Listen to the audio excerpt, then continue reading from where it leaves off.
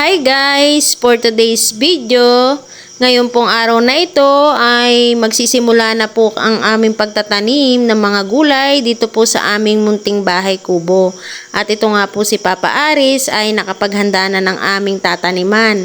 Ang amin nga po palang itatanim ngayon ay ang talong. At iyan po si Papa Aris namin ay nagsisimula na pong magtanim. Maganda po magtanim ngayon guys ng halaman, gawa nga po ng medyo maulan ay malambot po ang lupa. At yan po, nakakadami na po si Papa Aris ng aming natataniman, nakakaisang tudling na po siya guys. At habang siya nga ay aking pinapanood sa pagtatanim, ay nagkukwentuhan kami na sabi ko nga ay sana kako ay maganda ang maging bunga ng ating mga tinatanim para kako tayo ay may libreng pang-ulam na at baka kung suswertihin pa tayo ay mayroon pa tayong pambenta. Pambenta talaga yung hinahangad ko dyan guys para nga ako may income kami habang kami ay nandito sa aming hulo.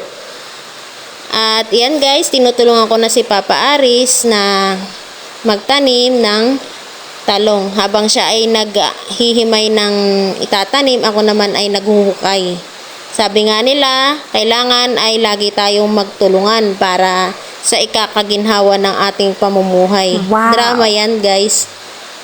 At yan, tinitignan ko siya guys. Sabi ko nga sa kanya ay maganda rin kako ang naisipan namin na pagtatanim ng gulay para kahit papaano ay kung maging maganda ang bunga nito ay aming aanihin at pwede naming ibenta.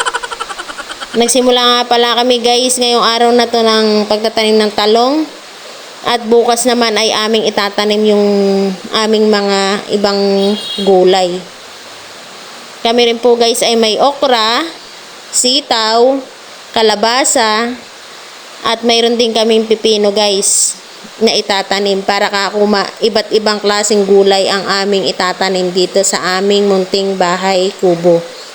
At nakaka-excite din po guys ang aming pagtatanim dahil first time nga po namin magtanim ng sobrang daming gulay dahil nakakapagtaniman po kami ay pakunti-kunti lang na pang-ulam. Sana nga po ay maging maganda po ang maging bunga ng aming pagtatanim.